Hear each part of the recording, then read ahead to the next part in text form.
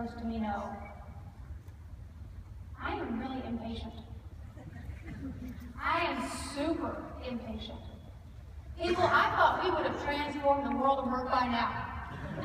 I mean, really, we've been at this for what, 15 years? And we have the best thing since sliced bread. We have this amazing thing, Scrum. Right? So Scrum is, we have to think about it, it's this emergent response to complexity that is ever escalating in our world. Scrum allows us to harness change for good instead of pushing against it. So I tell you, we have advanced the ball. We have definitely done some good. As the complexity of the world increased, we have Scrum and other Agile and Lean frameworks that help us meet that complexity. So we have good process complexity, but what about our inner complexity? Like, you know, the stuff in here, and the stuff in here, and the stuff in here? What about that? You know how when you bring Agile into an organizational environment and some people just get it? You know those people that just get it? Don't you love those people that just get it?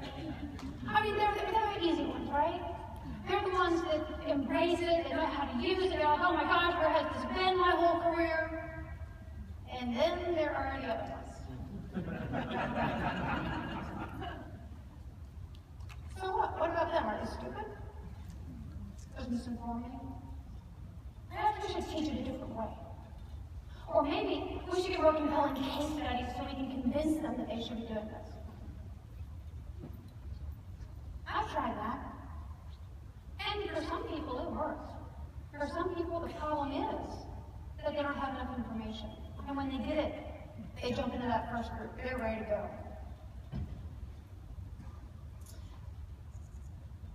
I've also found in my experience that that doesn't always work.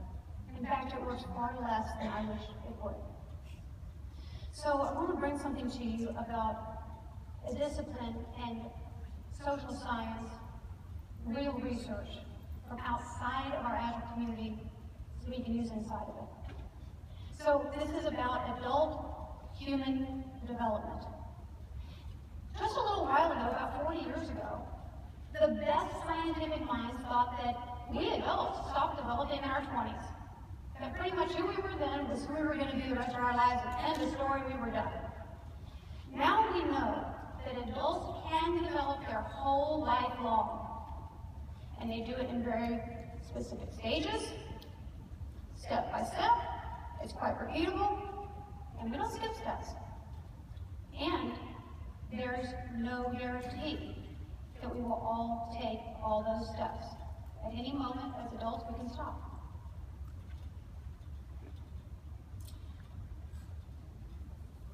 Here's the problem.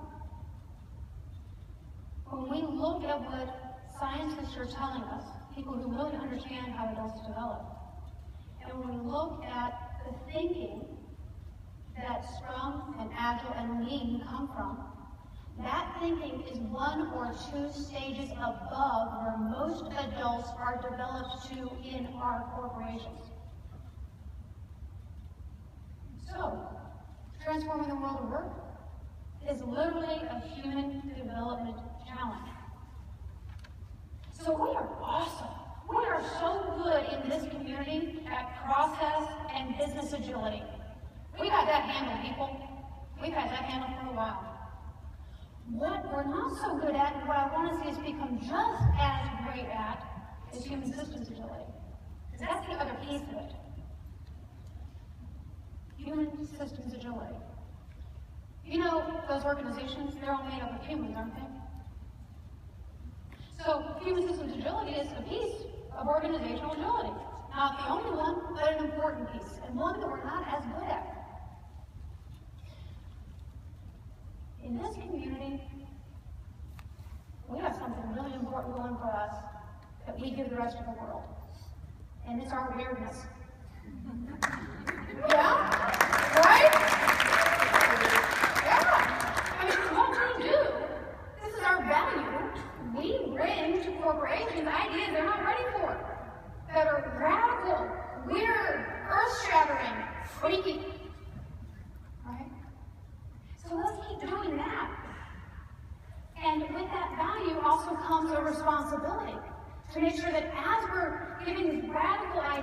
people that we don't have them drown in our wake. You know when a boat goes through the water, it can make that huge wake? If you've ever been water skiing, you know what I'm talking about. Right? And when a boat comes into a place where there are a lot of other boats and people, there's a sign that says no wake. Right? It just means let's be a little more gentle because we can do some damage here. So minding our wake is a piece of our responsibility here. I'm so excited about this work and what it's bringing to us. So, human systems agility. Maybe this is one of the first times you thought about that, being an important component to what we do. Here's the really, really good news, is that we have a lot of help from people outside of our community, a lot of wisdom we can bring into our community. So, helping people change, helping people see what's possible for them, can be possible for us. The first thing we need to do is for me to actually confess to you another thing, which is that I'm a geek. I'm not a technology geek or a software craftsman geek. I'm a human technology geek. I geek out on what it means to help humans transform themselves so they can transform their world of work. It's pretty cool. And in fact, this little area that I geek out in has technology that we can all use. And it's repeatable and it works, it's just not widely distributed yet. So one little piece of technology I want to tell you about is this thing called edge theory of change from a guy named Arnold Mindell. So before we get into edge theory, the piece you need to know, or maybe even come to terms with for yourself, is facing the music that Agile creates identity crises in people. Not everyone, but plenty. But plenty. And we'd like to think that it's just as simple as we can give them some information, or maybe a training class, or maybe a little professional coaching, and then they're going to hop over to that other side of the edge and stay there, and we're Agile, let's call it done. Oh, and it doesn't work that way. What happens is that we as adults, we see something we like over there, and we hop over, and we play with that a little bit, and then we zigzag back to the other side, and then after a while, we go, oh, I like that again, oh, well, it's scary, you try to have to go back over here, you know, back and forth, back and forth, back and forth, back and forth, back and forth, back and forth, and it can make us Agilists a little bit nauseated watching them do this. And what happens is when they have enough experience of the new way of working, they can sustainably stay on the new way side, the Agile side. So that's a piece of it. And what I want to ask in you and in me is that we expand our ability to be patient. And that we also bring in compassion. Patience and compassion.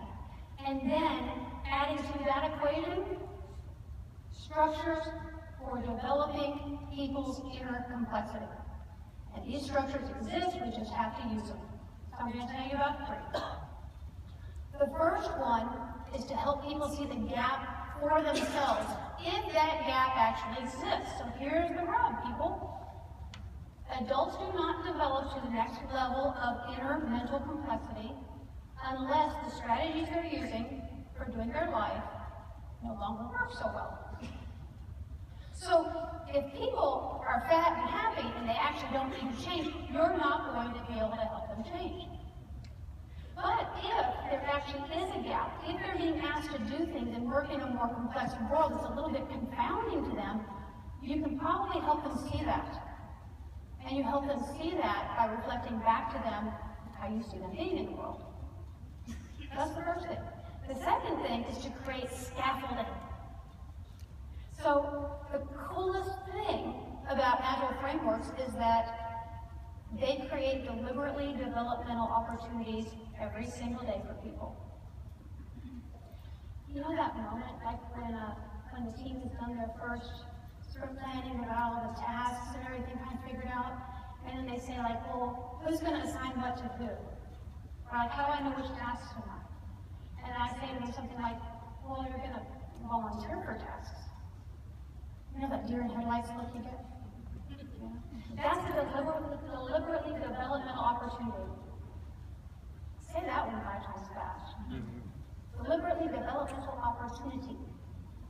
So executives face them too. What do you mean we're going to let our strategy evolve as the business climate changes? What? Are you crazy? Using these opportunities can help them see how they can use the scaffolding to climb up to another level of evolution, of a greater mental complexity that matches the external complexity a little bit better. So that is cool. And then the third thing we need to do is that we need to support their process. Let me tell you, this is sometimes painful. The zigzagging is more than we'd like.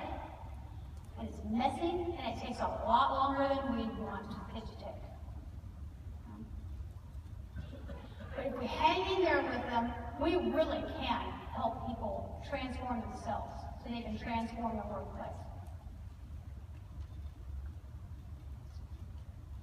One of the things that we need to do and that I want to tell you about is we need to be looking at ourselves first. So, I am living with the realization that in my work world, in my life of being in the work world, I have racked up some karmic debt. I really have. And this came very clear to me when in a leadership program about 5 years ago, a colleague of mine in that program, his name is Zoltan, he looked at me straight in the face and he said, Lyssa, where you fail as a leader is that you trade being kind for being right. You know, it still hurts 5 years later. I still get that kind of gut punch feeling. He was right. He was dead on. You know, in my love of Agile, you know, I'm like, why doesn't everyone else love this? What's wrong with them? You know, I can totally see what they need to do. Why don't they just do what I think they need to do? I see that you maybe have a little bit of this too, huh? So there are times when we can be a little bit arrogant. We can believe we know the right way. So when we're dealing with adult human development, only the adult knows what's right for them. Really. They're the masters of their own life, and they may or may not have to change. So there's this quote that people keep telling me about. 3 or 4 people come to me, and you said, I love this quote from the Coaching Agile Students book that you wrote, and I got it from the professional coaching world. It's this quote that says, a friend loves you just the way you are, a coach loves you too much to let you stay that way. Okay.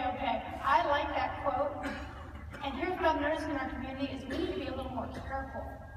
So I want to really issue a caution here that when we do this work in the world, we are walking a tightrope between invoking transformation in someone else on the one hand and not having them drown in our wake on the other. So here's what I want to see. This is the big invitation to you all, is to have us become as good at human systems agility as we are at process and business agility. Those are the 2 pieces of the equation that we need for this sustainable change we all want and that I feel so clearly. I can taste it. I would want it. And so to do that, we want calling and a responsibility. The calling is that we have the ability to bring in the next level of evolution. And the responsibility is to do that in a way that has us realize our position of power and treat that respectfully